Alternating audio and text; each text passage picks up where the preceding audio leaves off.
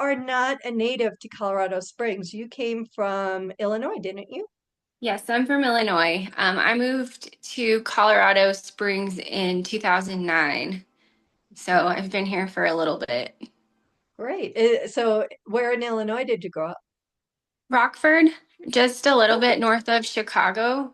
Right. So, Yeah, I'm yeah. familiar. I spent a little time in Illinois, probably about 9 years in the Schaumburg, Wheaton Yep. area.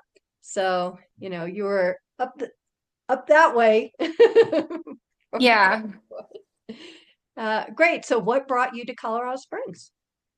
I just wanted a little change of scenery. I wanted some nature. I had some friends and some cousins actually who live here. And so I just wanted to have a little change of pace. Great. So had you visited before and then said, "Oh, I like this. I want to come back"? Yeah, I've been here. I had visited here before. So, yeah. Perfect. That's similar what I did when I came to Colorado too. Although I first visited in Winter Park and I love that. But then Colorado Springs has a really good economy, and or at least when I came here, which was a little earlier than you did, and the income was pretty good, and it was just uh, the cost of living was reasonable. So it just kind of went in and sounds like that was a similar reason for you, plus the nature. Mhm. Yeah, great. So then when you got here, did you already have your degree? I did have my degree, but I did not have a job. I just moved here and then I found a job. Okay. So it worked I did out. I did the same thing. Yeah. So you had your degree and then you were looking for an eye care place to work. And so kind of tell me a little bit about the story on how you got to eye care center. And is that the only place you've worked It when is you came here? not.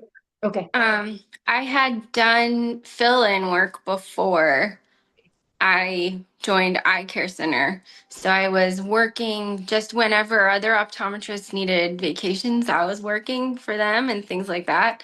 And then I actually met the previous owner of Eye Care Center of Colorado Springs, and he invited me to interview with them. And so I joined Eye Care Center in 2010, and then worked alongside Dr. Reed Bro for a few years, and then I became a partner with Oh, him in 2014. okay. So And then was it just the two of you at the time, or were there other people coming in and out, other doctors? it was the two of us for about 7 or 8 years. Okay. Yeah, And then he, so he owned the business, right? Okay. he And did. then he decided to retire. I guess he knew that it was going to be in good hands. He actually retired in 2021. Right. Yeah. So was he grooming you for taking over? Well, I joined him in 2014 as his partner, and Right. then we worked alongside each other until 2021, and he decided to retire at that time. Yeah. Great. So then how many doctors do you have in there? There are three of us currently. Okay. And in general, what makes, because there are a lot of other eye clinics and stuff out there, what makes yours stand out in terms of a patient experience? Well, we're a fully women-owned business currently, so we're really excited about that. Our associate is also a woman, female. Um, we we really cultivate our culture, and it's important to us that patients do have a good experience and that they feel like we always find a unique solution for them. So we do see a lot of people who are possibly turned away by other optometrists. We kind of welcome a challenge, um, as far as people who may have difficult prescriptions or difficult eye conditions that make it hard for them to wear contact lenses or certain things like that. Great. That is perfect. Yeah. I was just going to ask you, what unique, challenging eye conditions does your clinic successfully treat in general? And I know that's kind of broad because there are so many. In fact, any of our viewers have no idea the magnitude of the challenges the eyes have, and you may be at a point where you're not feeling it yet, but as we age, and I hate to say it because I don't want to admit that I'm getting old and my eyes are getting old, but there are challenges that happen in different stages of our lives, you know, in addition to maybe something you were born with or something. So that is, if you can talk a little bit about that and kind of educate some of the viewers about different of the challenging eye conditions that you have experienced and that you're successfully treating. Well, we currently have a high percentage of patients with corneal disease. There's a condition, actually a congenital condition called keratoconus. We treat that really frequently. We also treat people who are post-refractive surgery who have declined after their surgeries. Those patients sometimes have a really hard time getting a prescription that they're comfortable with after, several years after surgery. We treat, patients all at all ends of the spectrum as far as age. So once people, get a little bit older, they start getting cataracts, and we end up referring them to cataract surgeons. We co-manage the condition. So when after they're finished with surgery, we'll do the post-op exams and make sure that they're happy with everything, that it healed properly, and that they have the correct prescription so that they can function and see well after surgery. Um, yeah, I think that's basically. Well, what is refractive surgery? Is that what you call So it? yeah, refractive surgeries, that would be LASIK, PRK, so back in the 80s, they used to do radial keratotomies and they would create spoke incisions in the corneas. And some people find after they've had those surgeries that they have fluctuating vision throughout the day. So we're able to find a solution for them so that they have a steadier vision as the day goes on. Oh, that's interesting. I did not know about that. And you know, I remember the 80s because I was a teenager in them. So, you never know. What the spoke surgery was that the beginning of the LASIK surgeries? That was the beginning of refractive surgeries. That's where it really started out before LASIK.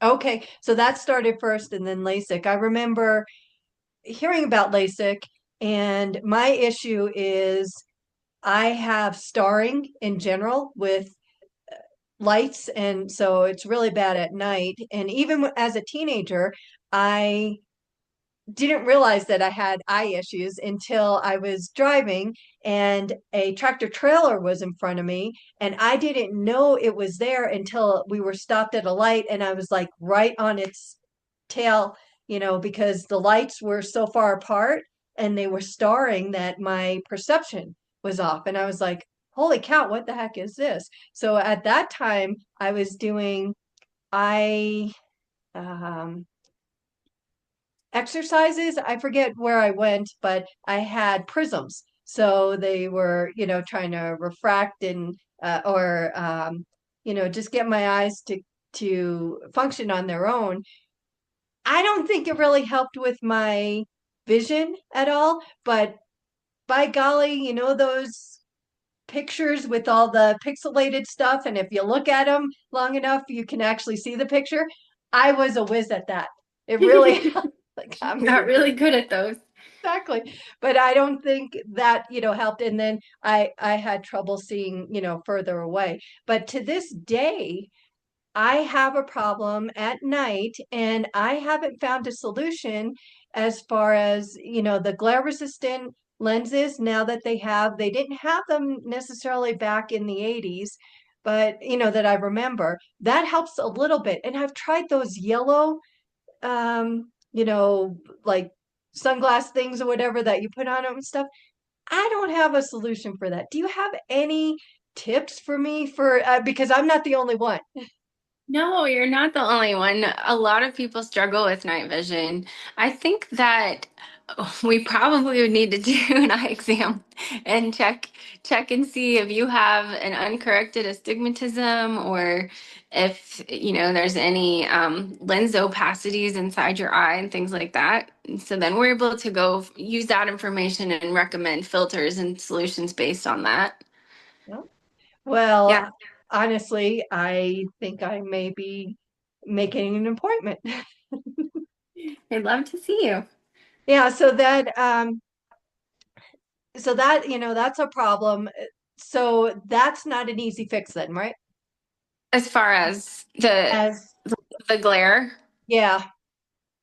a lot of people do struggle with night vision. hmm Yeah. But So it's yeah, you have to have a good relationship to your optometrist and really kind of get deep down to see what might work because I'm assuming no one size fits all. no, yeah, there isn't. Okay. And also I am very familiar with keratoconus because my husband has it and Oh, he's had two corneal transplants. yep. That is Two crazy. already. Okay. Yep. That Yeah. was about 15 years ago, maybe. Uh-huh. So it was, if anybody doesn't know what that is, it's basically your cornea becomes a cone and it just keeps going that way. And oh my goodness, I used to get annoyed, and it's not his fault, but he could not use the soft contacts because that would go to the cone. So he had the hard ones, but they would pop out all the time because of that when it got so bad. So he would be losing that, and those contacts were not cheap either. Mm-mm. So it was tough. And so for you kind of specialize in people who have that, so kind of going through that with them and getting the right fit for things because he couldn't wear the glasses because that does No, not do anything. The cones are still there, so glasses don't help. You have to have contacts. you do. You really need contacts to see clearly. Luckily, now we don't have to use those tiny contacts anymore, the ones that eject from your eyes. Some people still use them as they prefer them, but the majority of the time we use scleral lenses and they do stay on the eye. I don't know if your husband has those he now. does he He does does? still Okay. but he can also use glasses now, thank goodness. Oh, So because of he the goes, transplant. Good. yeah. Yeah. Yeah. But he still has issues and stuff. Just we have to be careful with his cornea. I don't know. Even with the transplant, though, you could still have it, I think, Yes. because it's like the condition of the eye, not just the cornea, but because the cornea becomes a cone shape, you have to do something if it gets that bad with that. But I could be wrong. Yeah. No, you're right. I usually reserve referring people for corneal transplants until they have scarring that makes it too opaque for us to get good vision with a contact lens. So, yep. Gotcha. Yeah.